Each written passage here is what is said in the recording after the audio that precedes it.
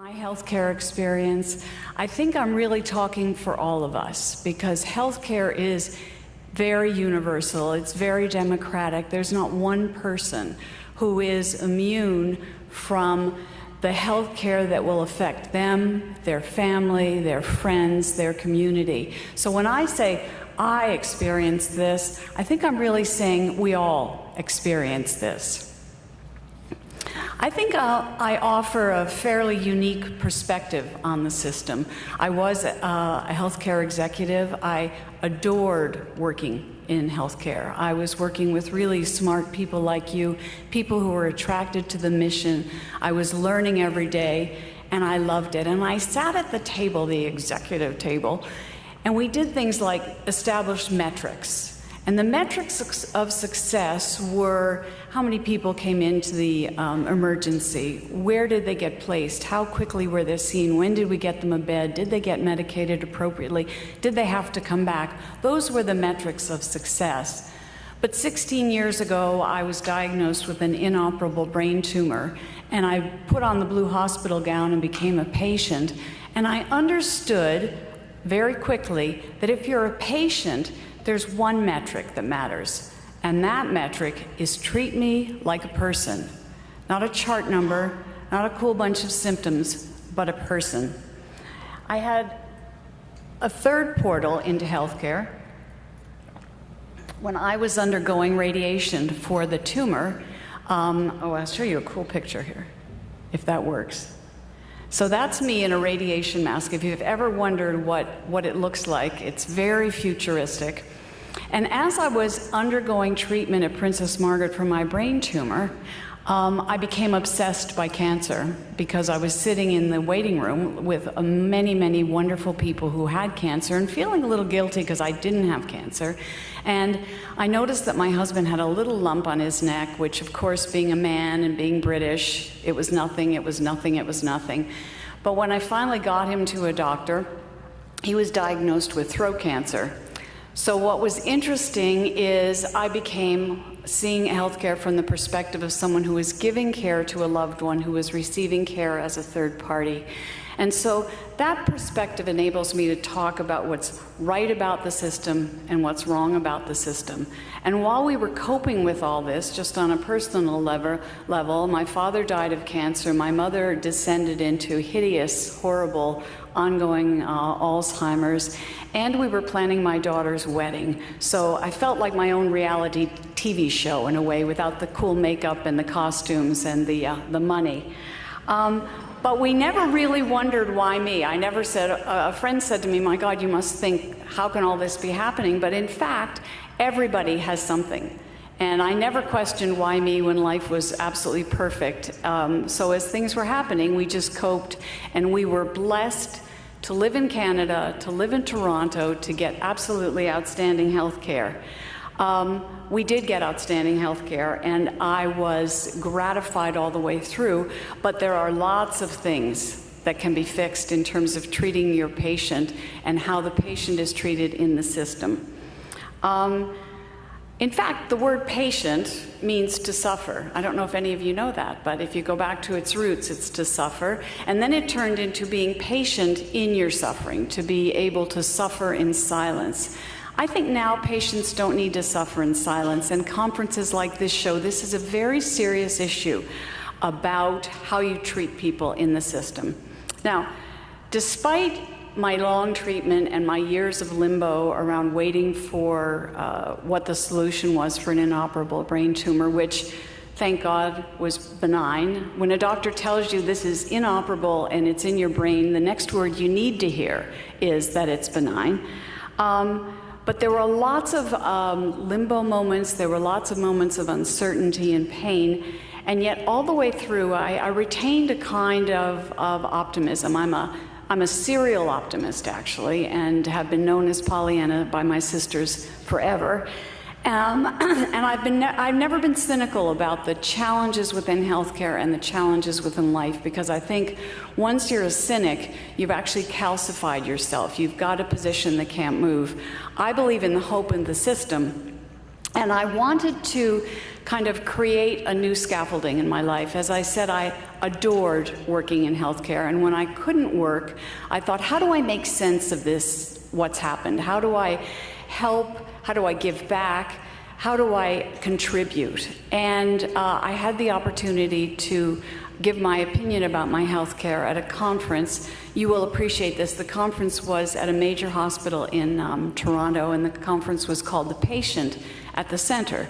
So being an A-type, I made my 25-minute speech and I was ready to go. And when I arrived at the conference, I was told that the agenda had actually changed, and that instead of being one of a few patients and being in the middle of the agenda, I was 5 minutes at the end and I was the only patient talking.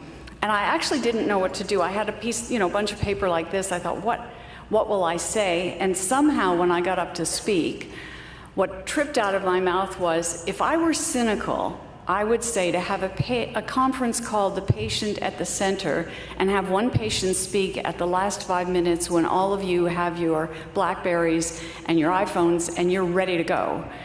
I'd say you didn't really care. I'd say it was window dressing. But because I'm an optimist, I'm going to believe that I have the last word. And I spoke very fast. And I spoke very powerfully, and from that have developed a whole range of opportunities for me to contribute to the patient care agenda. It's a new scaffolding for me, and it's been very, very gratifying, and in part it was selfish. I didn't want the illness to define me. I didn't want my children to see me as one of those mothers on the Victorian couch with a fan going, oh, I'm poorly today. And I wanted to feel there was some purpose in my life. So it is very much a pleasure and a privilege to be here today to use any communication skills that I have, which is really all I have, to share my story. Now, I believe that people go into healthcare for all the right reasons. Many of you here are clinicians, practitioners, volunteers, board members, and people want to help others when they go in, and they're trained to help others. But along the way, something happens, whether it's the pressure of the system, whether it's the administrative overload, whether it's the kind of self-protection that you have to have rather than get drawn into every case, whether it's the overload, people feel disconnected from their caregivers. Some of you will remember TV series like Marcus Welby, MD. Well, Marcus was a family practitioner, and he knew the family. He knew the circumstances. He knew the setting. He knew you when you were a child, and he knew you when you were an adult. Now our healthcare system is vastly different. It's hard to find a family practitioner. Family practitioners often practice in family clinics. So you're seeing a number of different experts, a number of different times. Nobody has time to relate to you. If you're in a hospital setting, you see an array of specialists, you see an array of students, you see an array of people, and the whole goal is to get you in and get you out. It's not to spend kind of quality time with you. I actually feel sorry for many of my friends who are caregivers because they are deeply sympathetic, they are deeply empathetic, and they don't have time to build that care model, they don't have time to practice that care model, and it's kind of a double-edged sword for them. The reason they went into the field is not the way they can practice it the way they want. So somehow the humanity that attracted you to the field has been distanced by the process, the procedures, and the pressures you're under. I don't believe that needs to be the case. Everywhere I've worked, patient-centered and family-centered care has been a really important notion. It's been on the plaque. I gave birth to my daughters at Mount Sinai, and everywhere there's the plaque of, we are patient and family-centered. And when I started working there, I did a tour, and I went into the emergency room with my boss, and there was this there was the patient and family centered plaque, and right next to it there was this huge sign in big, bold capital letters, the kind of sign that yells at you, and it said, "You will wait." And I looked at it, I thought, gee, that's very harsh. And I actually said to my boss, I said, ooh, I think maybe we could be kinder in the sign. He said, oh, don't you worry about it, you're just involved in communications, this isn't your area. And that was the notion, sitting side by side, but that we're all about the patient. We were screaming at them rather than explaining what needed to go on.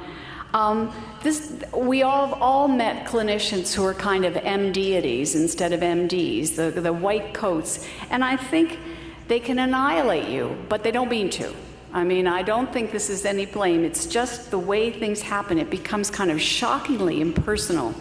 And it's hard to establish the relationships. It's hard to establish the balance of power. How many of you have been in a setting where you really want to ask a few more questions and push back a bit, but this is the person who's providing you or your family member with care, so you don't want to be that patient, the one who's a trouble patient, the one that maybe we won't answer the bell quite as fast. I think that is a very difficult thing to experience. In my experience, I received excellent health care, and I had absolute confidence in all the brain surgery that was happening.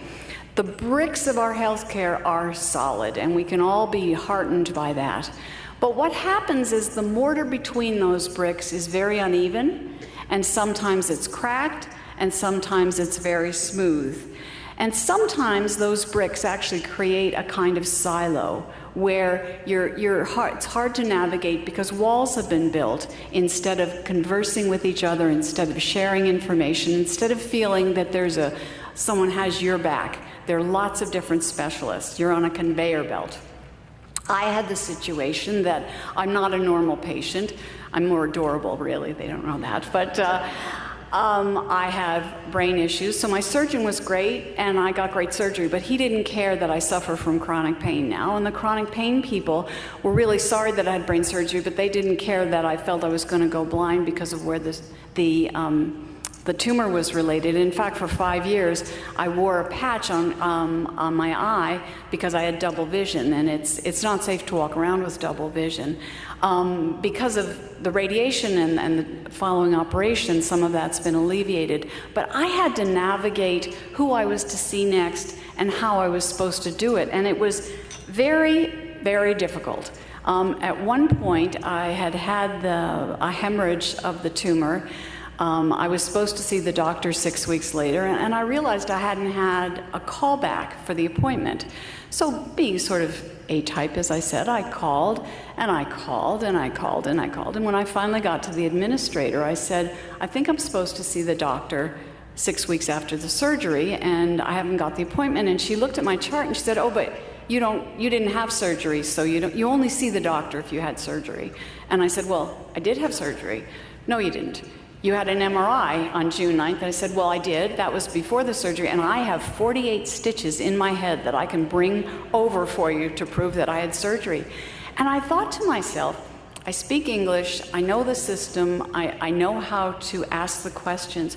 What happens to people who English isn't their first language, this isn't their cultural tradition, their experience of healthcare is different, they don't have an advocate? It is really shocking. And there was experience after experience. I was waiting for another appointment, the way one does, and calling, leaving messages. You know, it was weeks of leaving a message for this appointment. And then I got to the point that I was trying to think of clever ways that I wouldn't be completely irritating and that imagining they weren't answering me because I was such a nudge. So I'd say things like, don't call me during the day, call in the middle of the night, leave 4 words, October 2nd, 8 o'clock. Just tell me. And in the end, when I couldn't get this appointment, and my tumor was on my pituitary gland, which, if you know, is your stress gland, I was getting a bit hyper about it. I finally called an old colleague who got me to the right person. Do you know, this doctor, who was cross-appointed to a number of places, had no administrative support in this particular hospital for this particular consultation. Now, that's bad, but nobody knew it. That phone message never said the message machine is full. It was accepting messages for 1.5 years from frustrated people going, gosh, I don't know what I'm supposed to do. And again, I thought, this has to be improved. I mean, there have been cutbacks everywhere, and we say we're concentrating on direct care. But in fact, the gatekeeper to direct care is often the administrator. And if that is not being served, your public is not being served. You feel fairly helpless when you're in the blue hospital gown, but when you're not being served, you're not being listened to, it's excruciating and frustrating and damaging. But I think the biggest moments when I felt failure to connect with my healthcare was when I asked for questions and advice. I was actually in a clinic for the pituitary tumor, and in that clinic, it's in a darkened room. My head was behind me, my MRIs, and I was sitting in front of it, so I couldn't see what they were talking about. There were 40 people in the room, I counted. I knew my doctor and nobody else. And nobody felt we should even give a general, these are fellows, these are students. So we were talking about my tumor. They could see it on the MRI, and the doctor said, we'll have to take it out. And I assumed it would be like the first surgery that was unsuccessful, which was to take it out through my nose. And I said something about, will we take it out through my nose again? And the doctor was kind of impatient that I interrupted the flow of the training. And he said, no, it's moved now, so it'll have to be a craniotomy. And then I had the effrontery to say, well, what's a craniotomy? And he was so annoyed with me. He said, well, it's a brain surgery, for God's sake. And I felt kind of crushed and a little bit humiliated, but I realized I'm glad that he's done 100,000 brain surgeries, that for him, this is the routine of his work. But what he forgot is that it's my one brain, it's my first time, and it's absolutely my real fear. And when I was asking questions, to have that kind of brusque, frustrated, irritated, we're too busy for this syndrome, it is demeaning. And I could be a better partner if I knew what a craniotomy was. I wouldn't bug him with the little questions. But he was irritated because he had a lot of really important, busy things to do. I think there are lots of barriers now that we need to break down, and I think technology is one of them. I've worked in research organizations. I know the advances in technology have improved care, probably saved my life any number of times. But it can be a barrier to getting the answers you want and making the connection. I actually went into a doctor who had my MRI on his computer screen. And I guess it's really interesting because he looked at it, he was talking to it, and then I finally said to him, don't you want to see the packaging? I mean, he never glanced at me sitting in the chair. He was only looking at my insides. And I think he was startled by that. I think that there is this seduction of technology, and if it's high tech and low touch, it actually alienates your patient. I think that, in fact, the research says that 20% of the care should be technology and 80% should be direct contact with your client. Human connection is as crucial to healthcare as all the fancy tools, as all the education, as all the skills. You need to be able to connect person to person. I always felt that I wanted to hold up a sign saying, remember, I'm a person. I had a life before, I have a life outside the blue gown. I'm more than a really interesting chart and cool symptoms and a challenge and a number. I'm here. And it was so simple. It took so little to make such a difference. I was in the hospital about to have one of the unsuccessful surgeries and talking to somebody who came into my room, and I don't know who she was. She was wearing scrubs, so she could have been an orderly, an intern, a resident, a doctor, president of the hospital. I didn't know, but she was really nice. And we were talking about double vision, and she said, that must be so hard for you. And I said, well, the good part is when I go to fireworks, I just take off my glasses, I see double, I didn't even need LSD, it's fantastic. And, or, the other thing is going to a dock on at a lake and everyone's looking at the stars, and I see all of the Big Dipper twice. So I made a joke about it and I went to bed, and in the morning on my table, and I should have brought it, there was a card, a greeting card, with a firework on the front and a message from her wishing me well in my journey. And it was probably a turning point moment for me because it was so kind. I mean, she saw that I was a person. She went out and found a card. Maybe she had it in her drawer, I don't know, but it meant the world to me. And as I was going through my treatment for radiation, my radiation oncologist was a lovely, lovely man. And I went in for my regular appointment, And he said, look, before we start, I want to know how's the wedding planning going. Now, it took my breath away when he asked me that, because I'm pretty sure it was on his chart and it was a note, but it meant the world to me, as opposed to one of my surgeons who I'd been seeing him 10 years, and I had an MRI twice a year to check the progress of the tumor, and we'd then sit and talk about what the results were, and he'd say, we're gonna wait, and I go, oh, all right. But he came in one day, he had my chart in his hand, 10 years, and he said, so who are you? What are we talking about today? And I said, I'm here for my dancing lesson. But it was so dispiriting. And I understand he's got a lot of patients, and I know he doesn't remember me, but certainly as he came to the door with my chart in his hand, he could have glanced at it. I mean, that was all I would hope for. And so when my other doctor said, how are the wedding plans going? And he had ideas about fabric too, he was very engaged in that. It was a whole different experience. I think the range of the way things happen is amazing. I have a very dear friend who has a very horrible illness, a very horrible cancer, and she was driving, she'd had a bunch of tests, and her doctor, very busy, very important, called her and said, I want to talk to you about the results, are you sitting down? And she said, well, I'm actually driving. And he said, pull into a parking lot. So she pulled into a Home Depot parking lot, and he said, got the results, stage 4 cancer, through your body, there's really nothing we can do, please go home and put your affairs in order. Now, is that heartless? I know for him he didn't realize the implications of that, but he should. Whereas when my husband was being treated with cancer, he had an MRI after the surgery, the radiation, the chemo, and to see the results. And he had the MRI on a Tuesday, and on Friday his doctor phoned, and he was supposed to see the doctor the following Tuesday. So when I picked up the phone and it was the doctor, I went, oh my God, this isn't going to be good. This is really bad. And all he was calling to talk to my husband to say, I've taken a first look at your scans. They really look good. I don't want you to worry over the weekend, so enjoy, and I'll see you Tuesday. And that, it took them both the same amount of time. But the impact was so very different, and the range within healthcare is so different. And it's always based on respect and communication and caring and just giving some kind of support. And treating people the way you'd like to be treated, that's what our parents all taught us.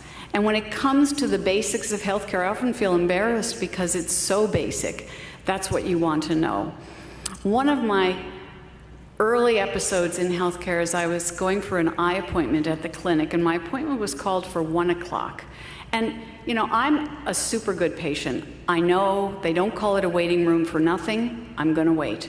So I come with stuff. I had my iPad and my book and my this and my that, and I walked into the clinic, and it was packed. Now, all of you have seen this. It was packed with angry people who were upset. Now, the catchment area for this hospital has a lot of people from different countries. So it was not only the people, it was their family, it was their translator, and those were individuals who'd had appointments at 8 o'clock, and it was 1 o'clock, and they still weren't being seen. And I watched these two administrators behind a glass wall, never come out from behind the glass wall, and never say anything. Now, I've given my staff training from Disney World. How many of you have been to Disney World? Well, you know they treat you pretty well. There are cast members who are trained to make you happy. And I thought if these two people who were being pummeled by people's anger, if they'd just come out once or twice and said, we are really sorry, there's been a serious issue in the operating room, we know we're really behind, we apologize, we'll get to you as soon as we can, go get a glass of water, that was all it would have taken. But they were behind the wall. When I got in to see the doctor, it was 5:15, so I'd been there since 1. And because I worked in healthcare, I understood what kind of pressure everybody was under. I understood this was not a good day in the eye clinic. And she walked in, I was in the examination room, and I'm sitting in the chair, and it's an eye chart is in front of me, and she walked in with my chart, and she said, okay, read the chart. To read what line? And I said, wait a minute. And I was really calm. I wasn't yelling at her like everybody else. I said, we have to start over. I said, you should tell me your name. I should tell you my name. We need to start a relationship here. I said, trust me, I don't want to be your best friend. I don't want to go shopping with you. You don't have to hear about my children. But we need to have some common base here. I can't just read the chart having waited to see you 5.5 hours. And she was so shocked because it was a kind of funny comment. It made her stop, and it wasn't that she was a bad person. She's a fabulous doctor. We have a very good relationship. It was just she was suffering from TBD, which is too busy disease. And it cut her off from remembering that she had a chart, but there was a person with the chart. And all I wanted was her name. All I thought she should know is, look at who I am. That made a big difference to us, and I think it can make a big difference in care. It's the simple, simple gestures. It's acknowledging people in the waiting room. It's making eye contact. Eye contact in the hall. I worked with Bob Bell at UHN, which took this very seriously. He was the president, and he said, well, what can I do? What can I do? And I said, well, I think you have to model the behavior you're looking for. It comes from the top. So when you're rushing down the hall, maybe you shouldn't be looking at your iPhone all the time. Maybe you should make eye contact with your patients, with their families, with your staff, with your board of governors. Eye contact goes a long way. I think it is the very simplest of gestures of remembering and trying to put yourself into somebody else's shoes, or in this case, into their hospital gown, in the best way. I didn't mean that in a bad way. And remembering that for what is standard in terms of a healthcare practitioner, for your patient, it's overwhelming, it's scary, they're at their most vulnerable, and for their family, they're one step removed and agonizing over what's happening to their parents, or their children, or their loved ones, or their partners, or their friends. I don't think this needs to be a revolution. I think that in their heart and in their core, caregivers want to give care in the best possible way. And when I started to be a regular at Princess Margaret, I was there every day for 4 months with my radiation. My husband was there for 4 months for his. It was a very interesting sort of transformation. We got excellent health care in every center we went to, but this was different. In this cancer care establishment, they were treating not just the disease, but they were treating the people with the disease, and there's a slight difference there. You go in there, there's a guy that opens the door. It's as if you're entering the Four Seasons as a guest. He's actually the security guard, but he says, it's good to see you, and how are you feeling today? There is a receptionist who's been there 40 years, who's the information desk, and somehow Barb remembers where you are in your treatment pattern. I don't know how she does it. Judith, you're at 4 weeks, it's almost, you're almost halfway now. How's it going? She was actually nominated and named as the best person in Toronto by Metro Morning a couple months ago, and it's because that was just personal contact. As I said, my husband is British and stubborn and very stiff upper lip. And ironically, he's the cook in the family, so that when he got throat cancer and lost his taste buds and his saliva, it was a very big deal for him. When I was going through radiation, I couldn't even think about food. I couldn't look at it. I didn't even want to know it existed. But he's such a masochist and such a foodie that he would read cookbooks at night, when even though he had a feeding tube in and he was on chemo, and it was really weird. But he's cooking again now. It's all good. But the day before his birthday, it was a Sunday, and he said, would you please make some carrot cake muffins? And I thought he'd lost his mind. And I said, sure, but you can't eat them. And he said, I know I can't eat them. But he wanted to bring them in to his radiation technology team. Because as some of you probably know, when you go through these treatments, every single time you go in, they ask your name and your birthday to make sure they've got the right patient. And as his birthday became closer, the team was fantastic and would say, we're going to celebrate the birthday with you, and it's going to be great, we'll have balloons, and they did. And he wanted to bring in the carrot cake muffins to his radiation team. Now, to me, that was such a tribute to the team of how they made him feel in the 10 minutes that he was set on the table, day in and day out. And it was a wonderful tribute to Princess Margaret, and how it deals with the issue of it's a cancer hospital. The outcomes are not going to be good, not going to be universally good. But what they do is they really try to make your experience as thoughtful and as caring as possible. I'm sure in your hospitals and in your clinics and in your experience, you do this as well. But it was so apparent there that it was a hospital dealing with people who were dealing with the disease. And that made the world of difference. I did still have to advocate on his behalf. At one point, he was feeding himself with a feeding tube, and he had lots of repercussions from that. You know, he broke out in a sweat, he slept for an hour and a half, and it was holistic care. So we saw the nutritionist every week, and Michael went in the next day or a couple days later, and she said, you lost 8 pounds that week. This is too much. You can't be losing that much weight. Are you eating enough Ensure? Are you having enough cans of Boost or whatever it was? And he said, I am, it's fine. She said, are you having trouble with the feeding tube? Because that had just gone in. And he said, no, it's fine. And so I kind of raised my hand quietly and said, I don't know if this is right, but here's what happens. And Michael interrupted me and said, it's fine, because I'm a man and I'm fine. And she said, the minute I described the situation, she said, oh my God, the feeding tube has slipped. The food's going right into your bowel. Their body's trying to process it. So the next day he was getting another operation to change the feeding tube. And it taught me a lesson that I talk a lot about the partnership between the clinical team and the patient. And the patient and the patient advocate have responsibilities too. You have to be as informed as possible, you have to be as caring as possible, and you have to be asking the right questions. You can never know what you don't know. That's the problem with asking questions. But you have to give respect to your clinician as well. They're not mind readers. They can't act if they don't know the circumstances. So that was a real lesson about a vital two-way partnership that had to happen.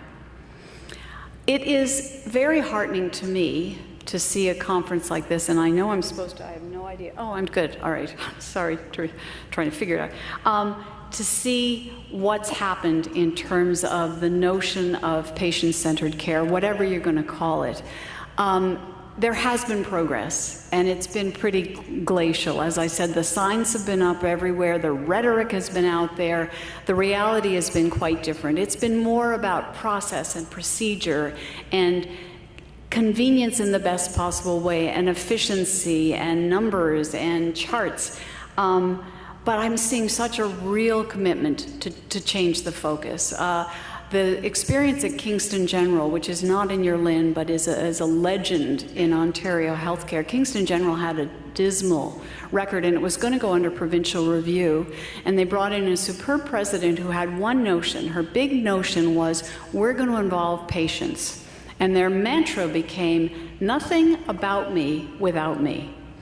And patients were brought on committees in a serious way. I've been on patient committees where it's window dressing and you're just nothing but a token. And then you have committees where you really do have a voice and you really do have an opinion. And at Kingston, they were on hiring committees, they were on policy committees. And what it showed is, if you take patient-centered care seriously, it informs your training and your education and your evaluation and your processes and your policies.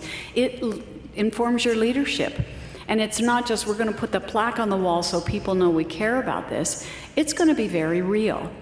At UHN, where I had that strange thing about the patient at the center with the conference with the board and the senior team, and you know, it was window dressing. I became very involved in their patient initiative to put patients first. And I said, it's really not rocket science, or more appropriately, brain surgery. You guys do the brain surgery. It's three things. It's like a AAA. It's acknowledge your patient. Ask what they need. Act on it. It's pretty simple. You've got all the mechanics and the tools and the skills and the experience to do it right, but acknowledge them, ask what they want, act on it. And it's very gratifying for me. I was one of many patients, and I'm sure many of us talked about this, but if you go to any of the UHN hospitals, on their lanyards, they have the 4 A's. Acknowledge, ask, act, and they added act again, or ask again, sorry, which I think is really good. So it's acknowledge, ask, act, and ask. And I think that makes a difference to what they think about and how important it is and how they're evaluated and judged. Hopefully, we're at a point where we're going from the kind of paternalistic care to a very much more mutualistic care. There's tons of research now that says it's not only care, but the expectation and perception of care that make a difference in the quality that you can provide to a patient, and that you can get the outcomes that you need, and that you can get the efficiencies that are required in an incredibly pressured and challenging system. Nobody disputes the pressure that you're under to perform, to deliver, to do it within budget, to do it in a timely fashion. But the simple human acts of kindness make the biggest difference. And all of you are here because you're striving to make your patients experience a special one, an outstanding one in the worst possible time in their lives. I believe that if you change the one life, you're actually changing 3 generations below. And it's a very potent and powerful place that you're in, and a privilege to be in that position. For me, I loved working in healthcare. It's a privilege to be able to give back in this small way, to help train, to talk ad nauseum, I know, about what happened to me and how it could be improved for others, to get people's experiences and understand how important they are. And I'd like to leave you with really wise words from my favorite poet of all times, Maya Angelou. And what she said, which I think is so true for all of you privileged enough to be working in this sector in any capacity, is people really won't remember what you did, and they won't remember what you said, but they will remember how you made them feel. And that is your challenge, your responsibility, and your privilege. So I thank you. I am right on time, which is an amazing thing.